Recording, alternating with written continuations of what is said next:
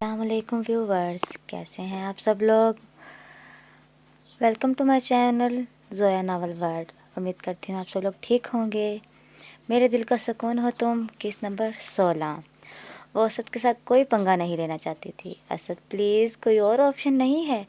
وہ اتنی معصومیت سے سہمی ہوئی اسد سے پوچھ رہی تھی کہ اسد کو اس پر ترس آنے لگا، تو اسد نے مسکان کو تنگ کرنے کا ارادہ ترک کر دیا۔ تیسرا آپشن یہ ہے کہ ہمارے ولیمے پر جب میں آپ کو لینے آؤں گا تو آپ یہ ادھار قسط مجھے اس وقت دینا۔ بولو منظور ہے؟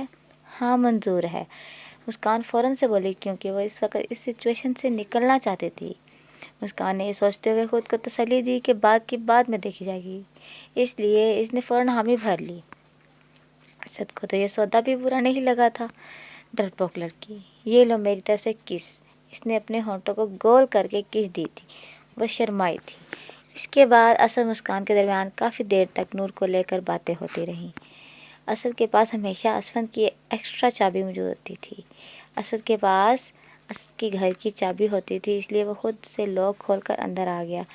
اسے اسفند باہر کہیں نظر نہیں آیا تو وہ سیدھا اسفند کے روم میں گیا۔ اسفند سگریٹ پی کے اور جاگ کر بے حال سی حالت میں بیڈ پر لیٹا ہوا تھا۔ اسفند کی آنکھ ابھی بھی لگی تھی کہ ٹائگر کی چھٹی ہی اس نے الرٹ کیا کہ اسی کے گھر کے اندر کوئی ہے۔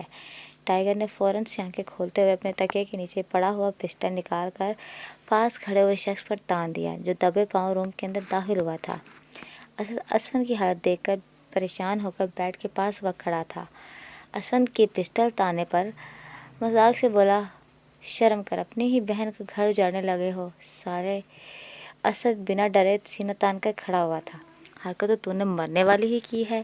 اسفند بند کرتے ہوئے بیڈ پر سے اٹھ کر بیٹھ گیا۔ انسانوں کی طرح آنے سے پہلے بتا دیتے، جب میرا فون نہیں اٹھاؤ گے تو تم سے ملنے کے لیے تمہارے گھر تو آنا پڑے گا نا۔ اسد صفحے پہ بیٹھتے ہوئے بولا، ہاں تو میرا موڈ نہیں تھا فون اٹھانے کا۔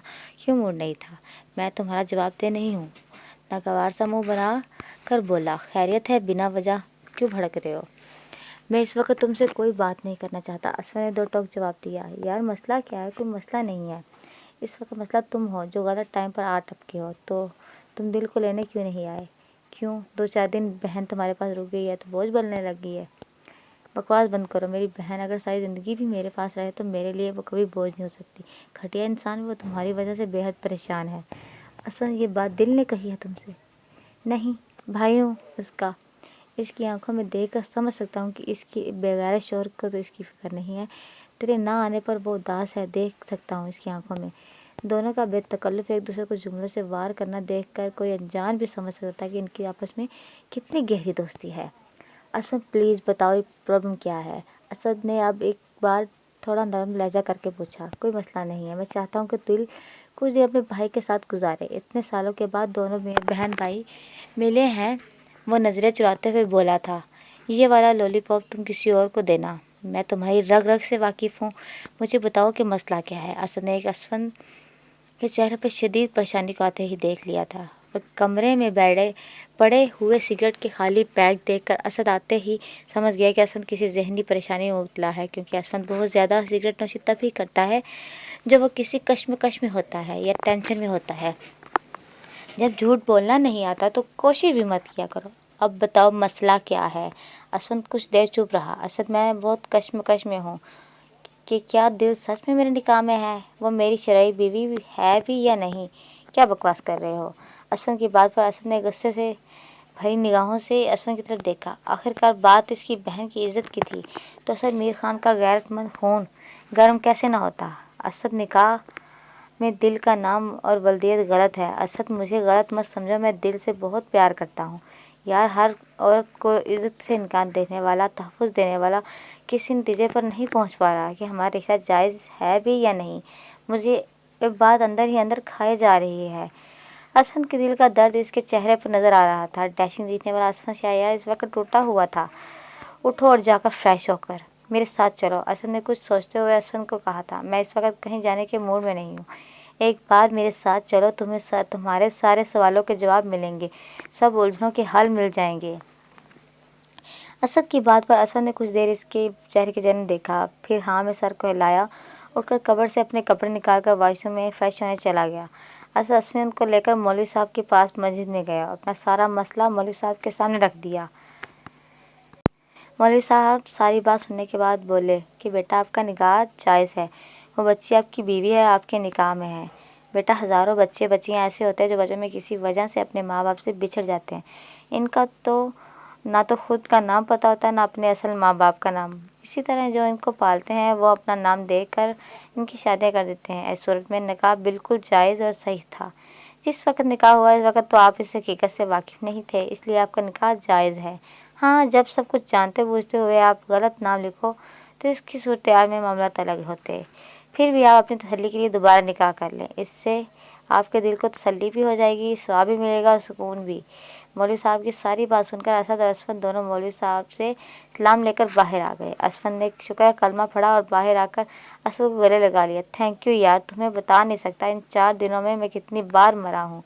मरने की ज़रूरत ही नहीं पड़ती अगर अपने दोस्त से बात शेयर कर लेते तो। मगर जनाब तो जब से बहनोई बने हो तुम्हारे तो नखरे और दाएँ ही निराली हो गई हैं। असद ने मसनूई गुस्सा दिखाया और फिर दोनों असद के घर आ गए।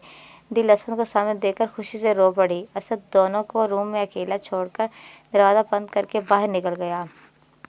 असद के लिहाज से दोनों एक दूसरे से दूर खड़े हुए थे। असद के जाते ही असद ने दिल को खींचते हुए अपने सीने से लगा लिया, अपनी बाहों का घेरा तंग कर लिया।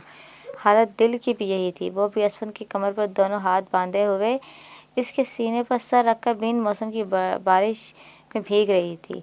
असद दिल की गर्दन पर अपने गरम गरम लम्स को छोड़ा तो दिल के पूरे बदन में बिजली सी दौड़ गई। वो दिल के चेहरे को अपने हाथों के प्याले में भरते हुए दिल के लबों पर झुका हुआ इसकी नाजुक सी पलकों को अपनी कैद में ले गया। वो ही पीछे जाने होता हुआ इसे बेड तक ले गया। इसे बेड पर गिराकर वो दिल के ऊपर विराजमान होकर दिल के चेहरे पर गरम गरम लम्स छोड़ने लगा। दिल आंखें बंद किए हुए अपनी उखड़ी सांसों को समेटने की कोशिश करते हुए असफन के नीचे लेटी हुई असफन के लबों की गर्मी में अपने जिस्म को जलता हुआ महसूस कर रही थी। मगर ये सच था कि असद के गरम गरम लम्स दिल को सुकून दे रहे थे। असफन गालों से होता हुआ दिल के लबों को फिर से कैद में ले गया। दिल के लबों को इतनी शिद्दत के साथ अपने लबों में कैद किए हुए अपनी प्यास बुझा रहा था कि दिल को अपनी जान निकलती हुई महसूस हो रही थी। पता नहीं कितनी देर तक वो बिना कुछ बोले दिल को अपने लबों को अपनी कैद में लिए हुए अपनी प्यास बुझाता रहा। मगर जब दिल की सांसें उखड़ने लगी तो अपना चेहरा ऊपर उठाया, दिल की तरफ देखा। दिल की आंखों में आंसू थे। वो अपने लब दिल की आंखों पर रखते हुए इसके आंसू चुनने लगा। उसमें कुछ ज़्यादा ही बहकने लगा था। दिल जी, दोबारा कभी मुझसे दूर मत होना। तुमसे ये 4 दिनों की दूरी मेरे लिए 4 सदियाँ थी। मैं कहाँ आपसे कहाँ दूर थी, आप ही मुझे यहाँ छोड़कर चले गए थे। दिल ने बड़ी मासूमियत से जवाब दिया, सॉरी मेरी जान, अब ऐसा कभी नहीं होगा। असद ने फिर से दिल की लबों को अपनी कैद में ले लिया। असद को इस वक्त दिल की इतनी तलब थी कि अगर वो असद के घर ना होता तो शायद सारी हदें पार कर जाता। चलो उठो, तैयारी करो, मगर भाई से तो पूछ लें। असद गुस्से से दिल से दूर खड़ा हुआ। वो दिल को फ़ौरन से पहले अपने घर लेकर जाना चाहता था, जहाँ जाकर अपने बेकरार मोहब्बत को दिल पर लुटा कर सुकून अपने आप को सुकून पहुँचाना चाहता था। मगर दिल के भाई वाले जुमले पर असफन ने गुस्से से दिल की तरफ देखा। क्यों, अब मुझे अपनी बीवी को ले जाने के लिए तुम्हारे भाई की इजाज़त की ज़रूरत पड़ेगी? नहीं, मैंने ऐसा तो नहीं कहा। दिल ने असफन की आवाज़ से घबरा कर अपने होठों को चबाना शुरू कर दिया। इनको छोड़ो, इन पर जुल्म मत किया करो, कितनी बार समझाया है। असफन ने अपने हाथ के अंगूठे से दिल के होठों को आज़ाद करते हुए अपना अंगूठा दिल के लबों पर भी हसरत से फेरते हुए कहा, चलो फ्रेश होकर आओ, बाहर आओ, मैं असद के रूम में जा रहा हूँ। कहकर असद के रूम में चला गया। दिल को असद के साथ वापस भेजने से पहले असद ने असफन और दिल का दोबारा तजदीदी निकाह करवा कर भेजा था, ताकि इसकी बहन की ज़िंदगी में किसी परेशानी की गुंजाइश बाकी न रहे। असद ने नूर को दुल्हन बनाकर भाई का हक अदा करते हुए रुखसत किया। बाहर फूलों से सजी हुई गाड़ी तैयार खड़ी थी, जिसे देखकर असफर ने हैरान होते हुए देखा था। अगर सब तैयारी थी तो मुझे भी बता देते, मैं भी दूल्हा बनकर आ जाता। नहीं, तेरी शक्ल ऐसे ही ठीक है। कमीने मेरी बहन के साथ ज़बरदस्ती निकाह किया था तो तूने, इसलिए अब मैं अपनी बहन को अच्छी तरह से रुखसत करवा रहा हूँ। अगर मेरी बहन को कोई तकलीफ़ हुई तो तुम्हारे दांत तोड़ दूँगा। सलामत तो तुम्हारे भी नहीं रहेंगे अगर मेरी बहन को तकलीफ़ हुई तो। एक शेर था तो दूसरा सवा शेर, यही इन दोनों की दोस्ती की खूबसूरती थी। नूर को रुखसत करते हुए असद की आंखें नम हो गई, गम से नहीं बल्कि खुशी कि आज खुदा ने इसे ये मौका दिया है कि वो अपने हाथों से अपनी बहन को रुखसत कर रहा है। अब असद की उम्मीद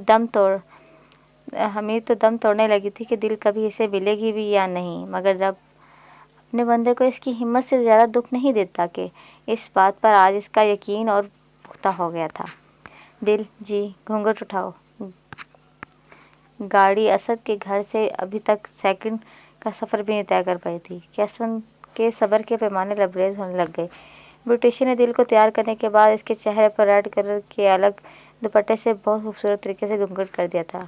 अब दिल पास बैठी हो और असफन दिल का चेहरा ना देखे, ये तो किसी किताब में नहीं लिखा ना। मैंने कहा घूंघट उठाओ। गाड़ी चलाते हुए असफन दिल को अब दूसरी बार कहा, क्या बात है, भाई के पास जाकर बहरी हो गई हो? दिल के जवाब न देने पर असफन के सब्र जवाब देने लगा, दिल घूंघट उठा रही हो या मैं उठाऊं और यहाँ पर ही तुम्हारे होश ठिकाने लगाना शुरू कर दूं? मेरे ज़ब्त को मत आजमाओ, असफर ने दांतों को पिसते हुए बोला। कोई इस तरह से भी अपनी दुल्हन को घूंघट उठाने के लिए बोलता है? दिल ने घूंघट को दो हाथों से ऊपर करके गुस्से से अपनी छोटी सी नाक को सगोरते हुए कहा तो असफन कहका लगाकर हंसा था। अच्छा बताओ कैसे बोलते हैं? दिल को घूंघट उठाने के लिए असफन का दिल की मासूम अदा पर कुर्बान होने को दिल कर रहा था। इतने बड़े हो गए आपको नहीं पता? आंखों को छोटा कर गुस्से से झगड़ने वाले अंदाज से बोली। इसने अब भी घूंघट को इसी तरह से दोनों हाथों से उठा रखा था। अच्छा मेरी जान, नाराज मत हो, मुझे सच में नहीं पता कि दुल्हन का घूंघट कैसे उठाते हैं। अगर आपको पता है तो मुझे बता दें। असफन को इस वक्त इसकी मासूम बातें और अदाएं बहुत प्यारी लग रही थी। असफन इसकी इसी बचकाना और मासूम अदाओं का ही तो दीवाना था। इस वक्त वो इसे सुनना चाहता था, इसलिए वो इसे बातों में उलझा रहा था।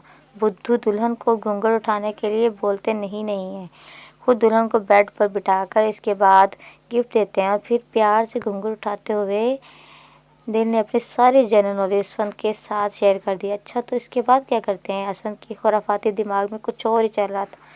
दिल को जब अपनी बेवकूफ़ी का अंदाज़ा हुआ तो जल्दी से घूंघट नीचे करके बोली, मुझे नहीं पता आगे क्या होता है।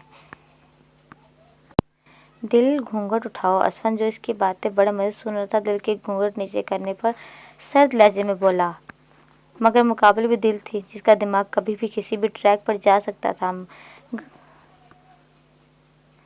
घर जाकर खुद उठा लीजिएगा, दिल ने टिका कर जवाब दिया। घर जाकर सिर्फ घूंघट नहीं उठाऊंगा, और भी बहुत कुछ है मेरे पास करने के लिए। तुम घर चलो, मैं तुम्हारे होश ठिकाने लगाता हूँ।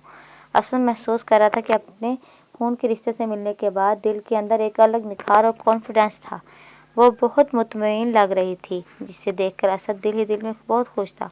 आज वो दिल को मुकम्मल महसूस कर रहा था। आज से पहले वो असफन के सामने थोड़ा दबी और डरी डरी रहती थी, मगर आज इसमें एक अलग निखार था जो असफन को बहुत अच्छा लग रहा था। मगर इस सब में इसे ये मंजूर नहीं था कि दोनों के बीच में घूंघट को हायल हो। इस वक्त मसला तो इस घूंघट ने खड़ा कर रखा था। अब आप मुझे डरा नहीं सकते हो, असद भाई ने बोल कर भेजा है। अगर आप मुझ पर गुस्सा करेंगे या कुछ गलत कहेंगे तो मैं इन्हें फ़ोन कर दूँ। भाई ने मुझे अपना फ़ोन नंबर भी दे दिया है। अब मेरे भाई आपसे निपट लेंगे। वो बड़े हक से अपने भाई को की धमकी दे रही थी। तुम्हारे भाई की तो ऐसी की तैसी निपटेगा वो मुझसे, वो भी मुझसे। तुम मेरी बीवी हो, ये मत भूलना। ये भाई करो अब मेरे ऊपर मत डालना। तुम्हारे भाई ने तुम्हें जो उल्टी सीधी पट्टियाँ बढ़ाकर भेजी है ना, इसको तो मैं सुबह ऑफिस में मिलकर इसका दिमाग ठिकाने लगाऊंगा। खबरदार अगर मेरे भाई को कुछ कहा। इसने फ़ौरन अपने भाई की साइड ली। इस साले से तो मैं सुबह बात करूंगा। मेरी बीवी को कमीने ने मेरे खिलाफ ही भड़का कर भेज दिया है। आप ज़रा घर चलकर ये भाईनामा बंद करके शोहरनामा खोलें कर मुझे पढ़कर सुनाए। वो आपको कितनी अच्छी तरह याद है। 4 दिन में ये भाईनामा तो बहुत अच्छी तरह याद कर लिया मेरी जान ने। असफन को इसके वक्त दिल के सगे भाई से जलसी हो रही थी। ये कोई सोच सकता था भला? हंसते खेलते वक्त कैसे गुजर गया इन 2 महीनों का पता ही नहीं चला। आखिरकार वो दिन भी आ गया कि असद, असफन और दिल पाकिस्तान जा रहे थे। कल इन चारों का वलीमा था। असद, मुस्कान, असफन और दिल सब ही अपनी अपनी जगह पर बहुत खुश थे। ये इनकी शादी का सबसे बड़ा और पहला फंक्शन था, जहाँ पर सबको रिश्तेदारों को ये पता चलना था कि इनकी शादियां हो गई हैं। इधर शहरयार साहब के पांव ज़मीन पर नहीं लग रहे थे। आखिरकार आज 10 साल के बाद इनका इकलौता जान से प्यारा बेटा घर वापस आ रहा था। असद जो इन असफंद से भी ज़्यादा अजीज था, और साथ में इनकी बहू आज शोहर साहब की खुदा ने छप्पड़ फाड़ कर खुशियाँ दी। पूरे घर को फूलों और लाइटों से सजाया गया। महलनुमा घर मेहमानों से भरा हुआ था। घर में गहमा गहमी का आलम था। कहीं मिठाइयाँ और कहीं चाय चल रही थी। कस्बों में गप्पें मारी जा रही थी। एक खास रूम में जहाँ पे बुजुर्ग इकट्ठे हुए थे, अपनी जवानी की कहानियाँ एक दूसरे को सुना रहे थे। एक कमरे में लड़कियाँ ढेर हुई पड़ी थी। कुछ मेहंदी लगा रही थी और कुछ गाने गा रही थी। कुछ कज़न जेलस होकर आपस में गॉसिप कर रही थी। कैसे वो इतना हैंडसम और खूबसूरत है, पता नहीं किसको शादी करके ला रहा है। हम तो इसकी आस लगाए हुए थे। असफन बचपन से ही बेहद खूबसूरत और जाज़ब नज़र शख्सियत का मालिक था। कज़न तो इस वक्त से असफन पर फिदा थी जब वो 12-13 साल का था। अब जवान होकर वह क्या कमाल चीज़ बन गया होगा, ये तो इसके पूरे घर में लगी हुई पिक्चर ही बता रही थी। पूरे घर में मुस्कान ने असफन और असद की तस्वीरों को लगा रखा था, जिनको देख देख कर लड़कियां अपने दिल थामे हुए थी। नचाते हुए असफन और असद की पिक्चर्स देख देख कर इन दोनों को यूं यूं जेलसी हो रही थी। आखिरकार वह वक्त आ गया। घर में गाड़ियां आकर आगे पीछे रुकी। इनकी आगे पीछे पोर्श की गाड़ियां थी और बीच में दिल और असफन की गाड़ी थी। मुस्कान फूलों से भरा हुआ थाल लेकर रेड कलर के शरारा और कुर्ती पहने हुए, अपने बालों को हाई पोनी में बांधकर, लाइट मेकअप किए हुए, कानों में बड़े बड़े झुमके पहनकर बेहद हसीन लग रही थी। बड़े बड़े झुमके जो हंसते हुए गायों से टकरा रहे थे, वो क़यामत बनकर मेन गेट पर खड़ी हुई थी। असद के दिल पर बिजलियां गिर रही थी। जैसे ही गाड़ी गेट से अंदर आई, सब ने इसे पहला थाल लिए खड़ी हुई थी मुस्कान, और इसके पीछे बेशुमार कज़न जो फूलों के थाल लिए हुए कितार बनाकर खड़ी हुई थी। गाड़ी पर फूलों की बरसात होने लगी। दिल बहुत खुश थी। अपना इतना अच्छा इस्तकबाल देखकर असफन बहुत खुश था, इतने सालों बाद मुस्कान और अपने पापा को देखकर, क्योंकि ये तो सच था कि असफन भी अपने पापा और बहन के साथ बेहद प्यार करता था। असद की नज़र तो जैसे ही मुस्कान पर पड़ी, जिसका दिल चाहा कि काश कोई ऐसी जादू की छड़ी हो जाए जिसको वो घुमाए और यहाँ के सब लोग गायब हो जाए। अपनी प्रिंसेस को अपने बाहों में उठाकर अपने सीने से लगाए। असफन सबसे पहले गाड़ी से नीचे उतरा। मुस्कान जो गेट के सामने ही थाल लिए खड़ी थी, इसके सर पर हाथ रखते हुए उसे गले लगाकर प्यार से देखा। मेरा बच्चा तो बहुत बड़ा हो गया है। मुस्कान शर्मा गई। कैसे हैं भाई? मैं ठीक हूँ। भाभी कैसी हैं? वो रही आपकी भाभी, इनसे आप खुद ही पूछ लें कि वो कैसी है। गाड़ी की तरफ इशारा करते हुए बोला। मुस्कान दिल से मिलकर गाड़ी से उतरने लगी। असद जो गाड़ी से उतर रहा था कि इसकी नज़रें बार बार मुस्कान पर ही जाकर रुकी। वो मैडम अभी भाभी के साथ गप्पे मारने में इतनी मसरूफ़ थी कि अपने शौहर को लिफ्ट भी नहीं करवा रही थी। असद जब अपने पापा से मिला तो शहरयार साहब की आंखें नम हो। कैसे हैं पापा? जिसका इकलौता बेटा इतने सालों तक अपने बाप से दूर रहे, वह बाप कैसा हो सकता है? बाप को ऐसे काम ही नहीं करने चाहिए थे जिससे जो जवान बेटा आपसे दूर रहे। कुत्ते की दुम 100 साल बाद भी टेढ़ी की टेढ़ी ही रही थी। ससवन के तंज करने पर शहरयार साहब तिलमिला कर बोले। दोनों ने इतनी आहिस्ता गुफ्तगू की जो दोनों तक ही महदूद रही, मगर ये बाप बेटे का मसनूई गुस्सा था। दोनों के दिलों के अंदर बाप बेटे की मोहब्बत का समंदर ठाठे मार रहा था। असफन सबसे मिलने के बाद फुल हाल में अपनी थकावट उतारने के लिए रूम में फ्रेश होने के लिए आ गए थे, क्योंकि इनकी जो कज़न उम्र में इनसे 7-8 साल बड़ी थी, वो बड़ी बहनों वाला हक जताते हुए एक हुक्म सादर कर चुकी थी, जिनको ना तो इनकार कर सकते, ना ही मानने की इनमें हिम्मत थी। हुक्म यह सादर किया गया था कि वलीमे तक दिल और मुस्कान असद और असफन के रूम में नहीं जा सकती। असद को ये गुस्सा था कि वो तो अभी मुस्कान को मिला भी नहीं था, और असफन का मूड तो हद से ज़्यादा ख़राब था कि वो जो दिल क्या के वाशरूम में नहाने तक का वेट नहीं करता था। आवाज़ें लगाना शुरू हो जाता था कि दिल जल्दी रूम में आओ वरना मैं अंदर आ जाऊंगा। असफन की इस आदत की वजह से कभी कभी दिल को गुस्सा आने लगता था। घर से निकलते ही दिल के साथ वीडियो कॉल पर ऑनलाइन हो जाता था। सारा रास्ता दिल से बातें करते हुए गुजारता। जब दिल थक कर चुप कर जाती, कहती असफन और कितनी बातें करूँ, मैं थक गई हूँ। तो इसका जवाब यही होता कि मेरी नज़रों से ओझल होने की इजाज़त नहीं है। बातें नहीं हो रही तो कोई बात नहीं, मेरे सामने बैठी रहो। मैं जाते ही लैपटॉप ऑन करके अपनी नज़रें कभी काम वाले लैपटॉप पर तो कभी घर में लगे कैमरों में दिल को देखने वाले लैपटॉप पर गाड़े रखता था। दिन में न जाने कितनी बार दिल को फ़ोन करता था। वो भला दिल की एक दिन और एक रात की दूरी कैसे बर्दाश्त कर सकता था, मगर दिल बहुत खुश थी असफन से थोड़ी आज़ादी मिलने पर। असफन घर पर होता तो अपने पास से उठने नहीं देता, चाहे दिल की कोई काम हो या ना हो, इसका मसला नहीं था। असफन के कहने के मुताबिक दिल का सबसे ज़रूरी काम है अपने शौहर का प्यार करना। अगर दिल किचन में तो असफन भी किचन में, अगर दिल रूम में तो असफन भी रूम में। अगर दिल ड्रेसिंग पर खड़ी तैयार हो रही है तो असफन भी इसके पास, इसके पुष्ट पर अपने सीना लगाकर दोनों हाथ इसके पेट पर बांधे हुए खड़ा रहता। चाहे दिल तैयार होने में घंटा ही क्यों ना लगा दे। वो अलग बात थी कि दिल को तैयार होने में घंटा भी इसकी वजह से लगता था, क्योंकि ना तो असफन बेलगाम हाथ लगते थे, ना ही लब। दिल को कभी तो शर्मा जाती थी, कभी घबरा जाती, कभी लड़ना शुरू हो जाती, मगर तीनों बातों में से असफन पर तो किसी बात का असर नहीं होता था। इसलिए आज से मौका मिला था कि सुकून से बातें करने का, नींद पूरी करने का, कि इस बेचारी को नहीं पता था कि सारी खुशी थोड़ी देर में ख़त्म होने वाली थी। घर